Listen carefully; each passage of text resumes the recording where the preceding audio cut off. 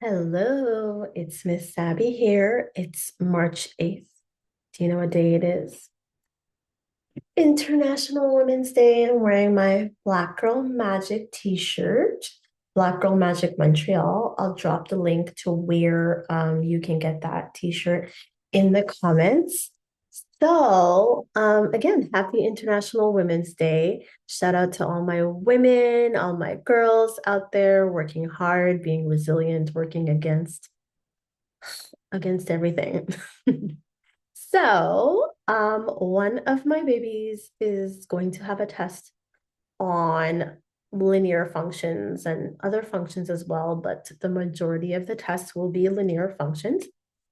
She's in grade 9. So I figured I would come on here and kind of like go through some of the basics about linear functions, some of the stuff that you might forget. Again, this is more suited for, I guess, more suited for grade 9, although this content does come up in grade 10 a lot and in great detail. So this is definitely foundation for grade 10. It would be good for a grade 10 student to review this as well. So let me go ahead and share my screen so that I can go through this. And just a full disclaimer, I don't edit these videos. So if I make a mistake, it's going to be in the video. I'm going to correct myself, but it's going to be in the video. If I sneeze, cough, burp, something, it's going to be in the video because there will be no editing of the video. It's just going to be recorded and uploaded to the YouTube channel exactly how it was recorded. Sorry, not sorry. All right, so let me share my screen.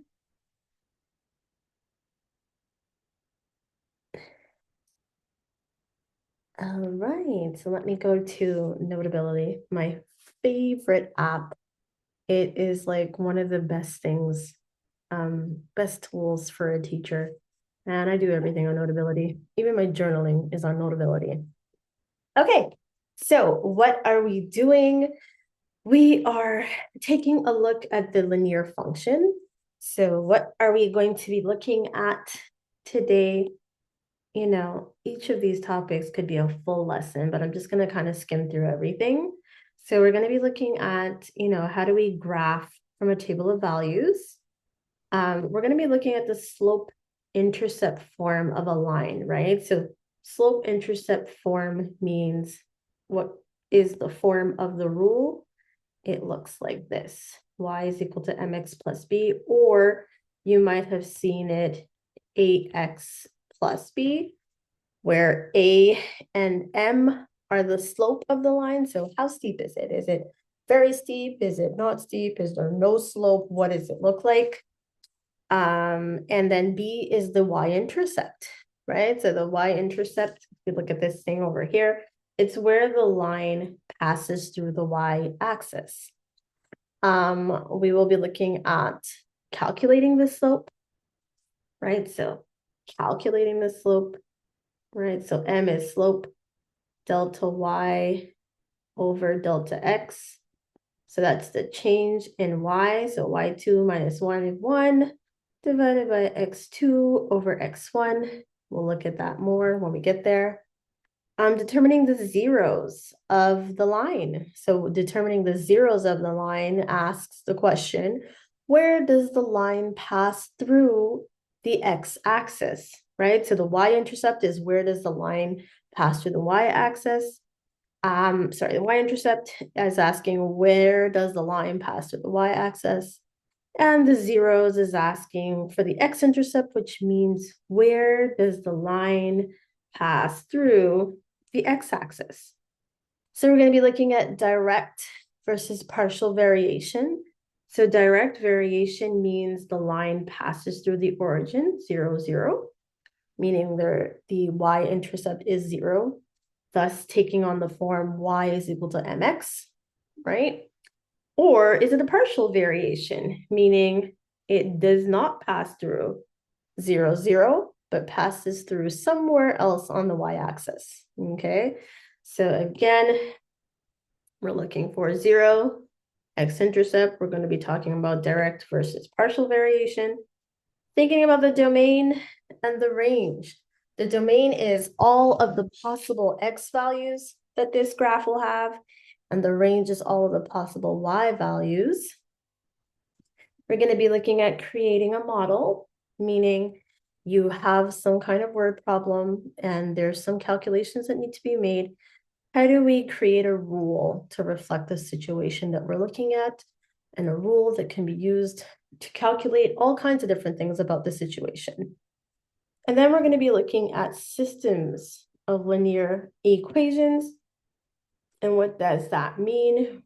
We have more than one line on the graph. So we have more than one line, right, or function on the graph, right?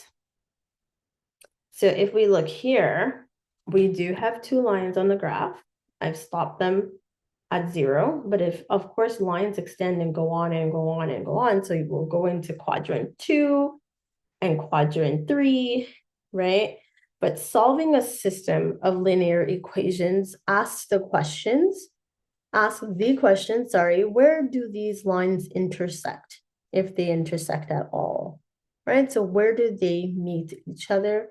Where do they have the same x and y value? So that's system of linear equations, and more specifically, that's solving them. So let's get started. First question is, or first task is, graph and determine the rule, right, in slope-intercept form. So we've been given a table of values, and these are the ordered pairs, okay? So this is the x coordinate, this is the y coordinate, this is the x, this is the y. So I can write the ordered pairs to make my life a little bit easier for graphing. So ordered pairs. So if we remember ordered pairs, we have an x and a y. So remember, to graph a line, you only need 2 points, but we're going to graph all of them. So we have -1 is 1 point. We have 0, 1 is another point. Then we have 1, 3 is another point. And then we have 2, 5. So these are the ordered pairs. We have 1, 2, 3, 4 points to graph. So looking at the points here that we have to graph, we at least need to go, we need to go to -1 on the x-axis, and we need to go up to 2. I mean, at least, because those are the points we have. And in terms of the y, the lowest y we have is -1, and the highest is 5. So let's go ahead and make a graph so that we can graph that. So I'm going to go like this, like that. So I need to go up to at least 6. I'm going to say 6. So 6, 5, 4, 3, 2, 1, 0. And this is my x-axis, y. So this would be -1, -2, -3, -4. And then now my x values 1, 2, 3, 4, 5, 6, -1, 2, 3, 4, 5, 6. Put in those negative signs, and remembering those are x and y's. So the first point that I'm going to plot is -1, -1. So that point is right there. Then I have 0, 1. Then I have 1, 3. Then I have 2, 5. So let me just get a ruler over here. And those are the points that I was given that on my table of values, but you know, lines go on and on and on and on and on and on and on forever if you don't restrict the domain and range. So that's the line. Okay, so I'm going to draw arrows saying it's continuous. It's going on and on and on and on forever. So we were asked to figure out let me just move this down a little bit. We were asked to figure out the rule in slope-intercept form. So what does that mean? Slope-intercept form is like this. Y is equal to mx plus b. This is the y-intercept. So where does the line go through the y-axis? And the m is the slope. All right, so looking at the graph, where does the line go through the y-axis? So it goes through the y-axis, it looks to me, at point 1. So this point here is 0, 1, right? So this here is b. So I know my b equals 1. Now I am going to calculate my slope. So to calculate my slope, so m is equal to slope, right? And that is delta y, so the change in y over the change in x. Okay, so m is equal to y2 minus y1 over x2 minus x1.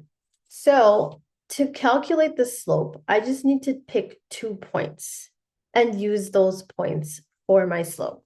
So I'm going to choose over here, I'm going to choose these points. So this would be x1, y1, this would be x2, y2. So I'm going to plug those values in. So y2 is 3, y1 is 1. So 3 minus 1. And then I'm going to do x2 minus x1, which would be 1 minus 0. So I always pick the numbers that are going to give me the easiest time to do mental math. Like it's not going to be too hard. So 3 minus 1 is 2. 1 minus 0 is 1.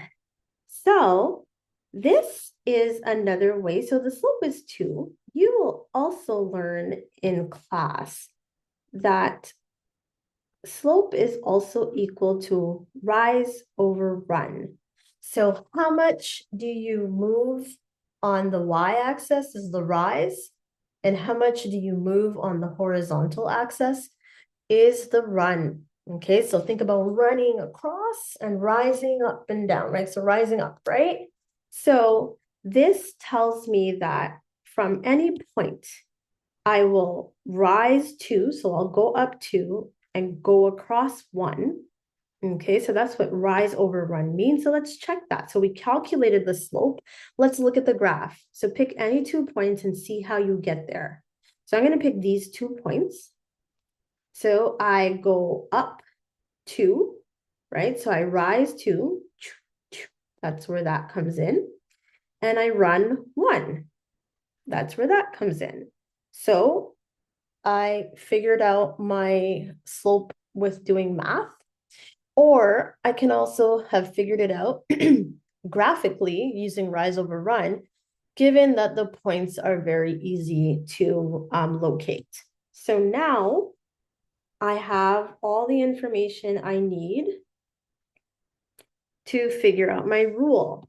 So now my rule, I'm going to write it out, is y is equal to 2x plus 1. All right. So we have a positive slope. When we have a positive slope, that means that your line is going to be increasing. When I look at my graph, it makes sense. My line is, in fact, increasing. So that matches up with that. It's a pretty, it's not a small number. It's greater than 1. So it's pretty steep. Okay, and this tells me that my line passes through the point 0, 1. Is that true? Yes, it is. So everything looks great. So now let's talk about some other things that we can say about this graph. So the y-intercept, we did figure it out. When you give the y-intercept, you have to give the XY coordinates, right? So you have to give the ordered pair. So we've already figured out the Y-intercept. The Y-intercept is 0, 1. Now the X-intercept. The X-intercept asks, what is the value of where the graph passes through the x-axis? So you can look at the graph and figure that out.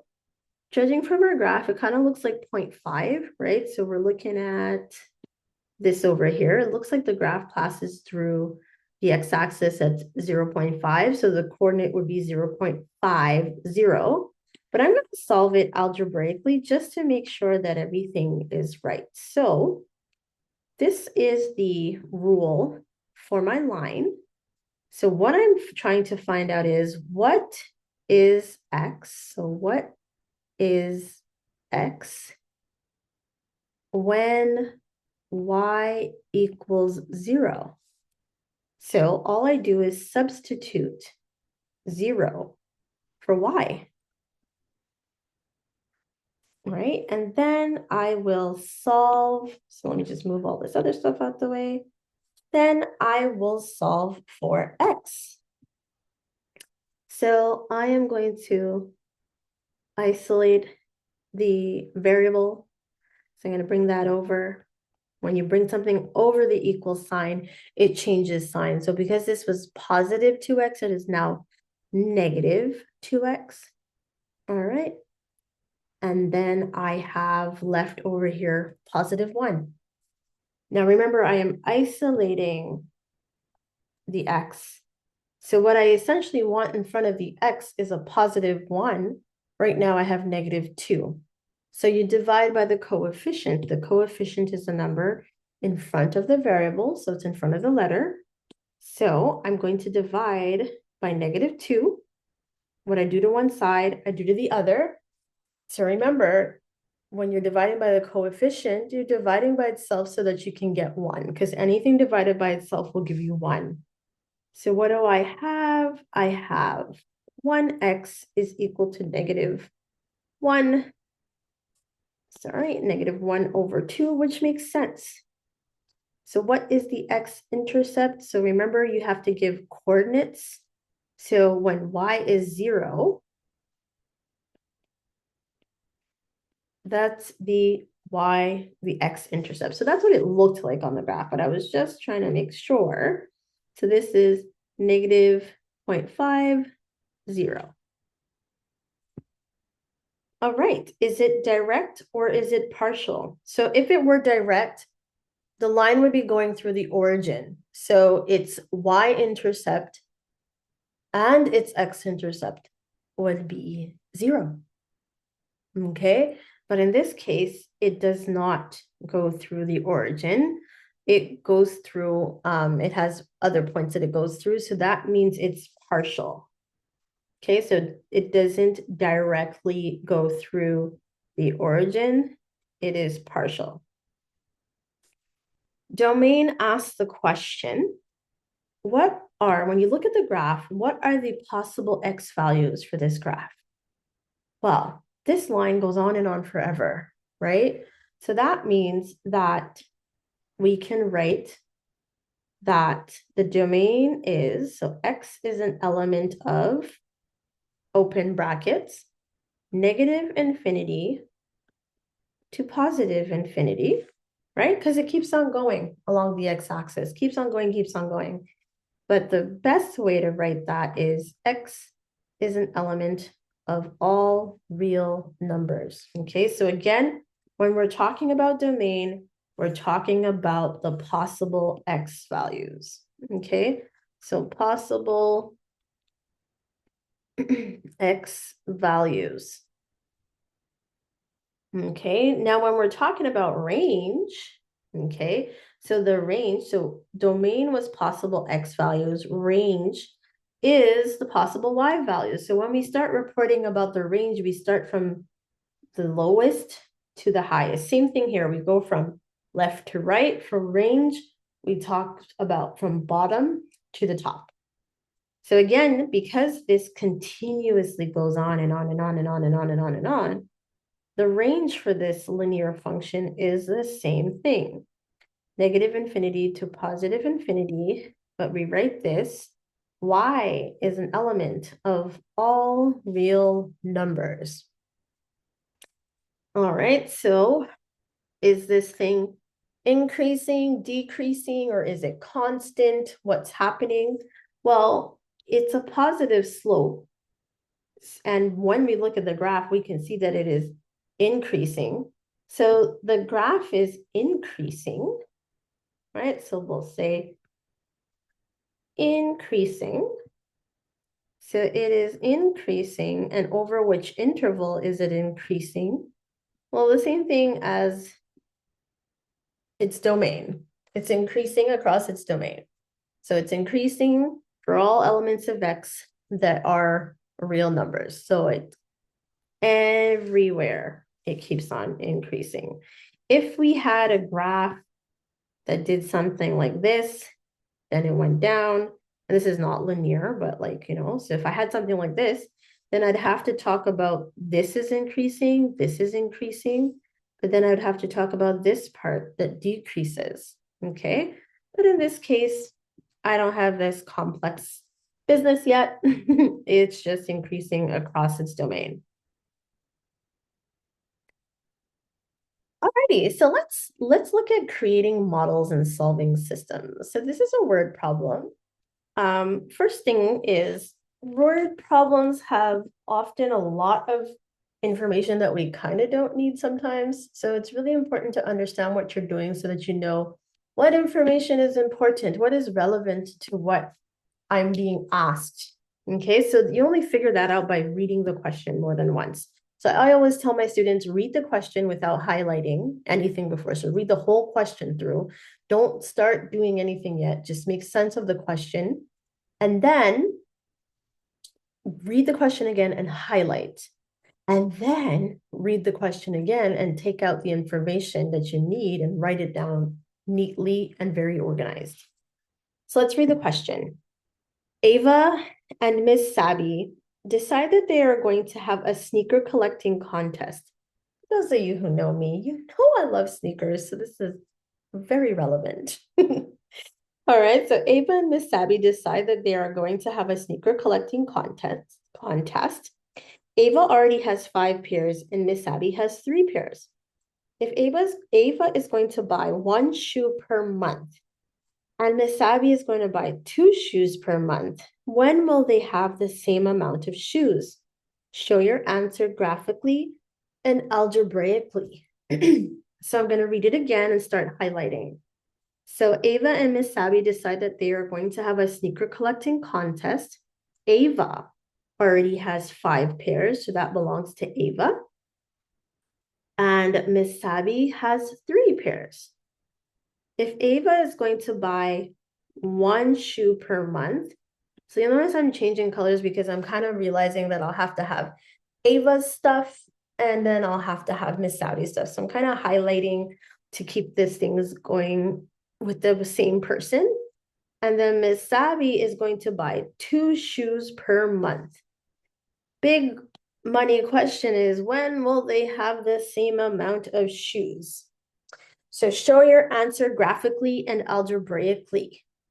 So the thing here is that we're going to have to create models. So we're going to have to find the rule for Miss Sabi and for Ava. So I'm going to have, let me choose another color.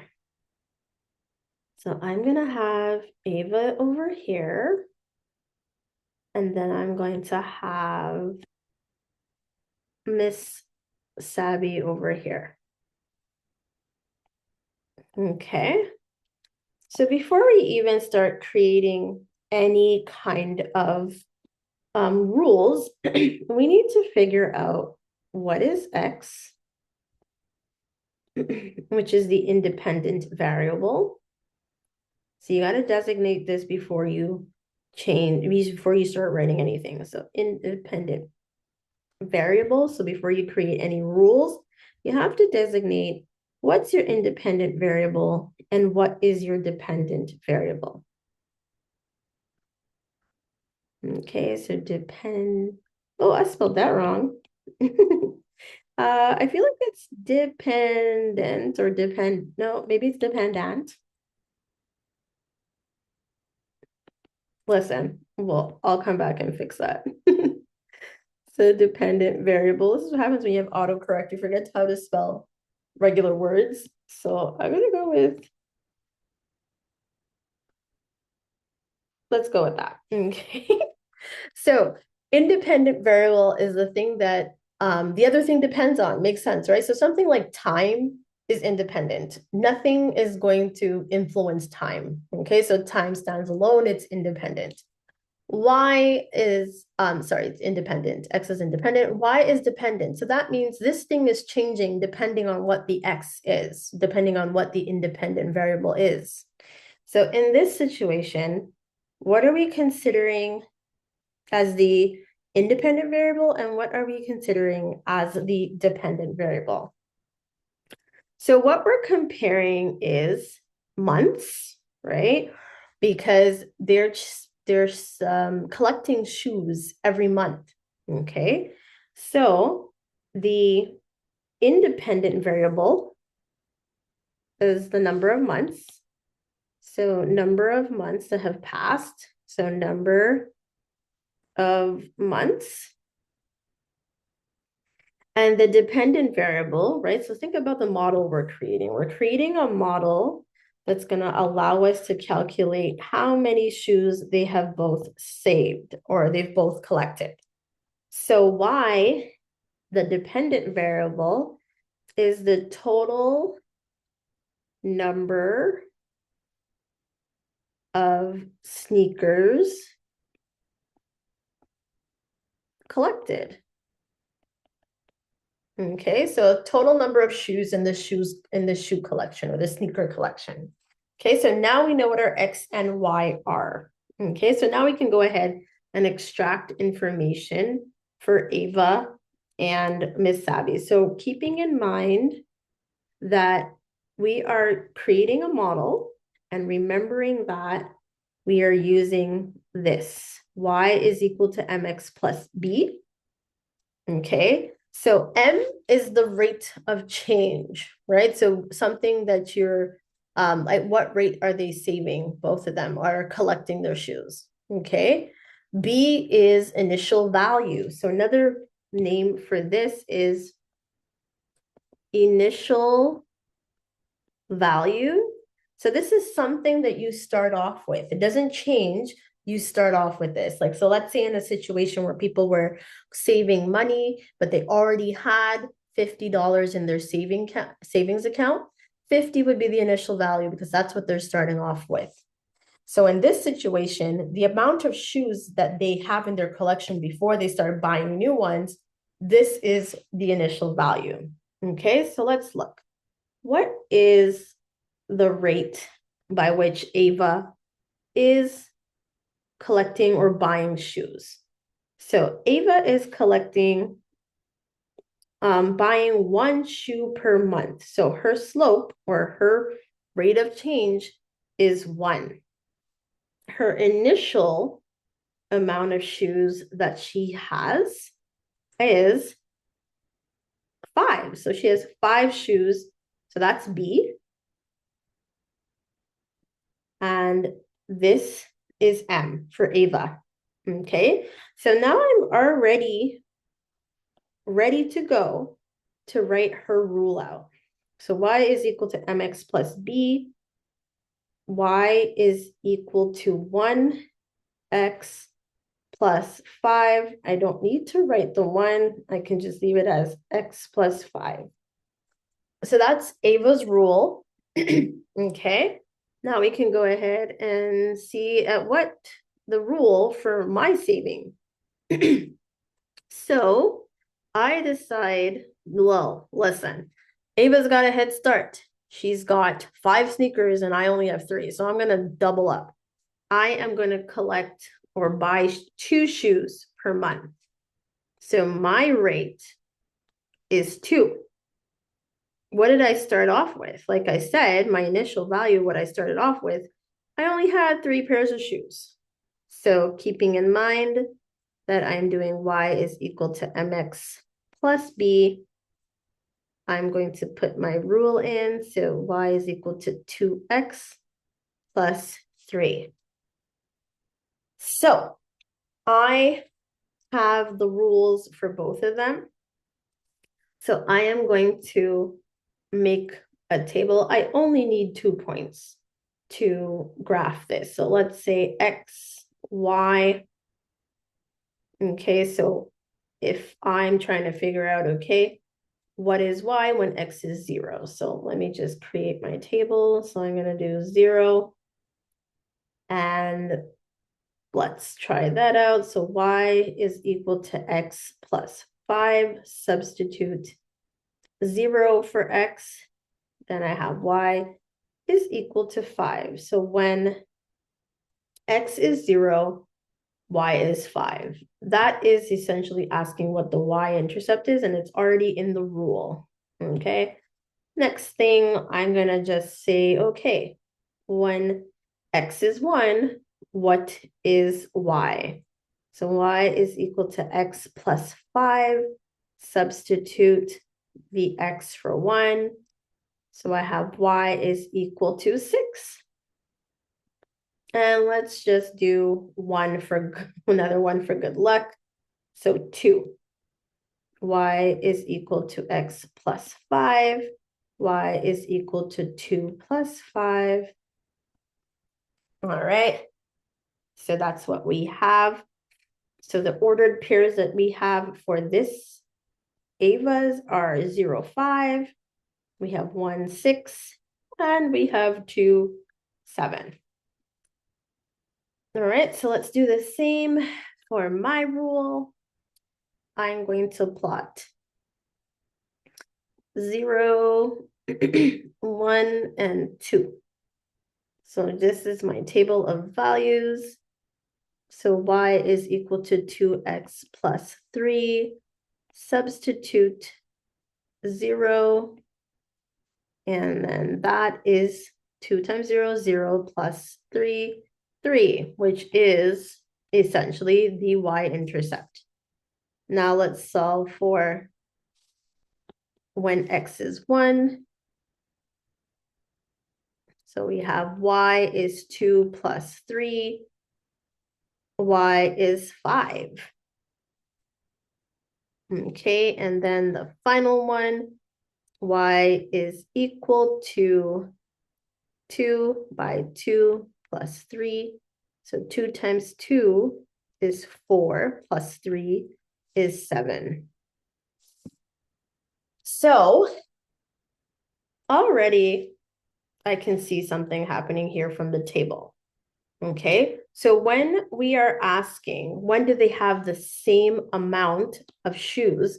We are asking, when do they have the same coordinates? So when do these lines intersect?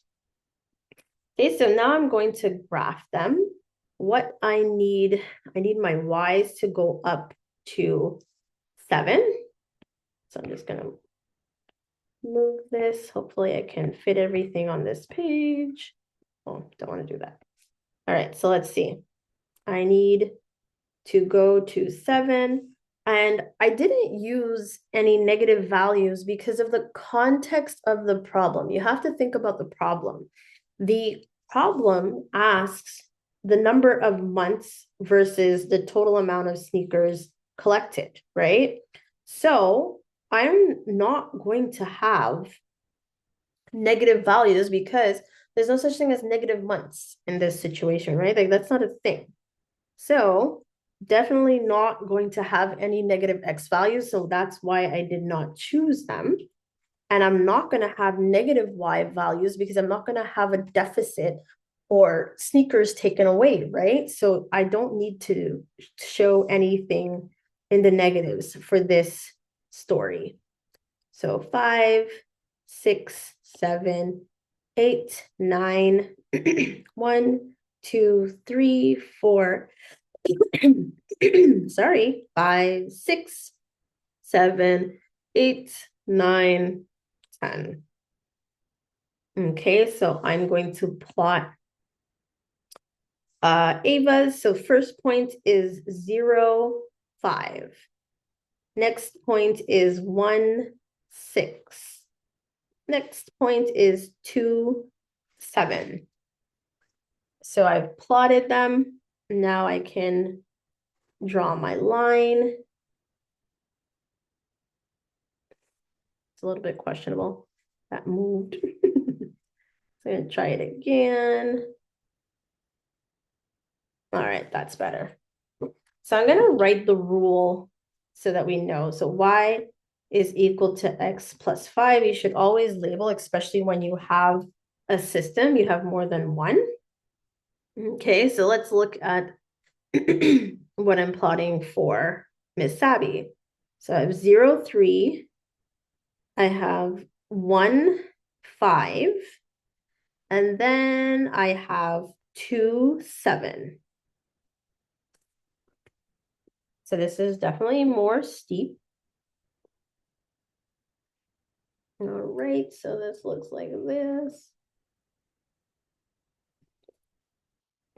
And then this is y is equal to 2x plus 3. Now, it says, when will they have the same amount of shoes? Show your answer graphically and algebraically. So, graphically speaking, let's take a look at what's going on. Okay, so at first, Ava is in the lead, right? Because she starts off with more. So she's in the lead, and then all of a sudden at this point, this line starts overtaking, and that line is in the lead.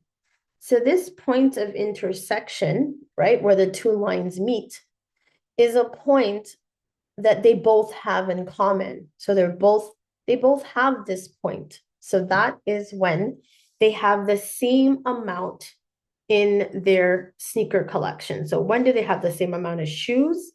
It's at this point. Okay, so if we look graphically, they have, so remember, let's see what X is. So X is months.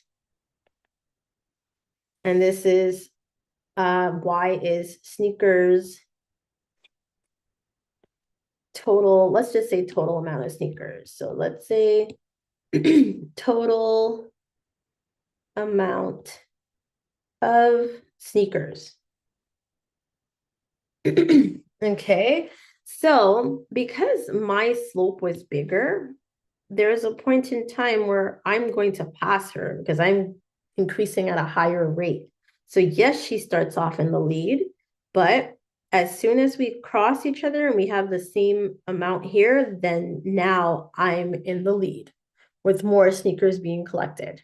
Okay, so graphically speaking, that point of intersection is, let's put that, point of intersection is 2, 7. So at 2 months, we both have 7 sneakers in our sneaker collection. We could also see that from the table of values. So we both tables of values had 2, 7. So this is a very clean, easy problem where you can easily see it on the graph or in the graph or in the table of values. But if ever it's something that is not so clear cut or such large numbers that you can't even graph it, we would do what we call the comparison method to solve for the point of intersection. Okay, so what the comparison method is you're comparing both of your linear functions, or whatever function it is that you are studying, but in this case, it's linear, okay? So because solving this system asks the question, where do these two lines have the same exact coordinate? You're essentially asking, when are these two lines equal to each other? So what do? Well, we set the equations equal to each other. So set the equations equal to each other. Okay, so what were the rules that we had? We had, remember, y is equal to x plus 5, and we had y is equal to 2x plus 3. So they both have y's by themselves. So that means this is the same, right? So now we set them equal to each other. So now I have x plus 5 is equal to 2x plus 3. Step 2, solve for x. So go back here, and I'm probably going to need to add a page. So let me go here. I am going to go to add a page. Perfect. Because I don't want to like make this too squishy and too messy. So I'm going to go here. This might take a while because my pencil might not want to behave itself. Copy. And I'm going to go here.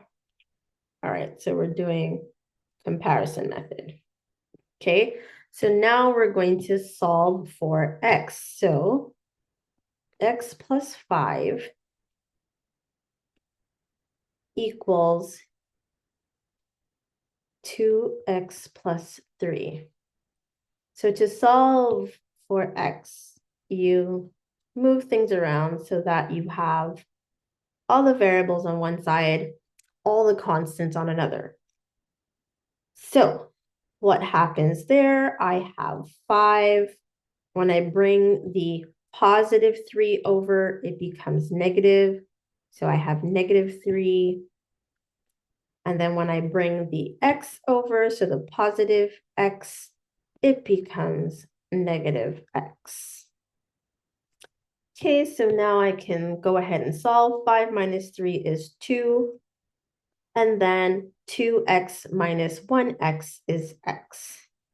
So now I've found the x value for my solution, but to give the solution or to solve the system, I need to give a coordinate because I need to say what is the point that they have in common. So right now I only have an x, okay, but I need the y. So 3, plug the x value, so the x value that you just found, into either equation. So it doesn't matter which one you use, either equation to solve for y. Okay, so remember, these were the two I had, these two equations I had. Y is equal to x plus 5, and I had y is equal to 2x plus 3. So again, because they're exactly the same at that point in time, I can use either one to solve for the y. So let's use the easier one. So again, you are substituting this into there. So now I have 2 plus 5, y is equal to 7. And I will just humor you and just show you that you can use either one. So again, substituting 2 for x. 2 times 2 is 4. Y is equal to 7. Okay, so now I know the y value. So let's go back up to the top and remember what they were asking us. So show your answer graphically and algebraically. We need to find out when will they have the same amount of shoes. So it's a word question, so you must answer in a sentence. So Miss Sabi and Ava, no, capital A, and Ava will have the same amount of shoes after or at 2 months. Okay. After 2 months, Miss Sabi will have more sneakers in her collection in comparison to Ava, right? So let's go back at the graph and look at that, right? So at the rate that we're going at, Ava will never have more sneakers than Miss Sabi after this point. Okay, so before she does, right? So in month one, when she starts off, she has the same amount of shoes. When 0 months have elapsed, 1 month into the saving, she still has more shoes than Miss Sabi. But as soon as they get to this 2-month mark, they have the same amount. And then Miss Sabi ends up having more sneakers than her. Okay. So again, algebraically, the comparison method allowed us to solve the system, or we could have used it graphically. Look at the graph, where do they intercept? Or look at the table. If your table is able to show that to you, where do you have the same coordinates or the same X and Y? So we looked at it and we solved it 3 different ways: with the table, the graph, and algebraically using the comparison method. All right, so let's just look at some other things quickly. So comparing graphs, okay? So sometimes you're asked to like put the rule and match it with the line, or look at the line and think about like what model best represents what's happening here. So in this situation, what I would look at first is the slopes. So this is a positive slope. So because it's a positive slope, I'm expecting a line to increase. Okay, so this is increase, right? When M is positive. So let me write that properly. So, okay, when M is positive, the line is increasing. Okay, this over here is a negative slope. So if you look here, this is a negative slope. So we're expecting the line to decrease. So when M is negative, the line is decreasing. Oops, that's spelled wrong. Line is decreasing. Okay, so that's one part that I can look at. I can also look at the Y-intercept. So this means that this line is going to hit the graph at 0, 2. And this line is going to hit the graph at 0, 5.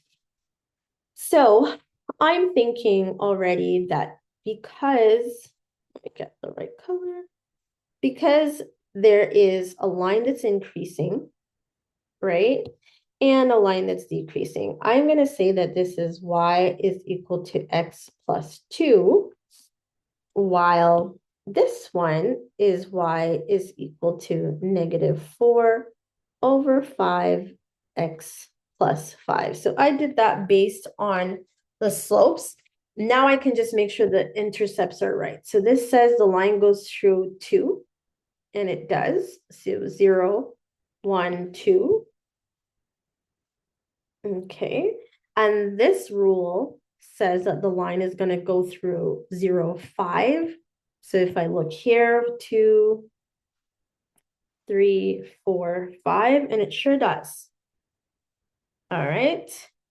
And finally, let's look at domain, range, and variation practice. So just in before it was like we had continuous lines. Now I have line segments, so it'll be easier for you to see. All right, so when we're reporting on domain, so I'm looking at this first graph here. When we're reporting on domain, we're talking about all the X values. And we start reading them from left to right, okay? So from smaller to bigger, right? So that's how we're reading it. So the graph starts here at 1, but we have an open dot, so it's not closed. So that means that number is not included. So I put 1 and I have the brackets not hugging because it's not included because of this empty dot, right? It's open. And where does the graph go to? It goes all the way to 5, but the dot is closed. So 5 is included. So I do it like that. So what's the domain? X is an element of 1, not including 1, all the way up to 5. So that means your X values are anywhere in between here, but not including 1 because of that open dot. Now, what is the range? When we talk about range, we are looking at the possible Y values, right? And again, we are going from the lower Y values to the higher Y values. So we say Y is an element of, and if we look at the first Y value, it's 2, but it's not included. So we don't hug it. And what is the last Y value? So we see here, it's 3, and it's a solid dot, it's closed. So the 3 is a part of the solution. So the range is from 2, not including it, to 3. Interval of variation. So this line is increasing. So we say that the line is increasing. And how is it increasing, or where? It's increasing across its domain, right? So we can use the same values, right? So it's increasing from here to there. And again, when we're talking about increasing, we're talking about the Y values. So 1 to 5. Okay. Finally, let's look at this line. So we can see that this line is decreasing. So that slope is a negative slope. So that's a negative M. Okay. This one over here was positive slope. Okay. So the domain, all the possible X values. So the possible X values are from here to here. So write that. X is an element of, so -3, it's a closed dot, so it is included, all the way to +4, but the +4 is, it's an open dot, so it's not included. Okay, now we're looking at the range. So again, you go from the bottom up. So the first the first Y value I have is -1, goes all the way up to 2, right? But the -1, right, when we look at it's an open dot. So the -1 is not included, so it doesn't hug. And then we go all the way up to 2, and it's included. Okay. Interval of variation. So this is a line that is decreasing, because if you go from left to right, it's going down. So it's decreasing. So we write decreasing. And again, it's decreasing across its domain. So X is an element of -3 to 4. Okay, and that works again because we have line segments, so they're not continuous, right? That's how come I was able to talk about this a little bit more in detail, because if it were a continuous line, the domain would be X is an element of real numbers, the range would be Y is an element of real numbers, And the interval of variation would be decreasing across all real numbers, and over here it would be increasing across all real numbers. But this way you're able to see a little bit more about more about why you learned about interval notation before and how you can apply it to these functions. So that is it. So let's make sure that we covered everything that we set out to do. So we did graph, right, from a table of values. We did look at the slope-intercept form. We did determine the zeros, talked about direct versus partial variation, looked at domain and range more than once. We created a model, and we solved a system of linear equations. So I hope this was helpful for you. If you'd like to be tutored by me, you can check the comments, check the write-up about this and see how you can get in contact with me. I am located in Montreal, Canada, but I do online tutoring as well, although I prefer in person. So I do have a STEM with Miss Sabi learning space in Montreal where I do in-person one-on-one tutoring. I love one-on-one tutoring because it's so much better. Students learn a lot better. They absorb more information. You're able to pinpoint what is working, what students are grasping, what they're not grasping more when you're in person. So if you are in Montreal and have the ability or the choice, you can come to my learning space. It's better to do it. So I hope this video was helpful to you. Follow me, Stand with Miss Sabi on IG, on Facebook. It's tutoring with Miss Sabi. I will drop all the information in the comment section. So you have a great day and happy International Women's Day. Live it up. Bye.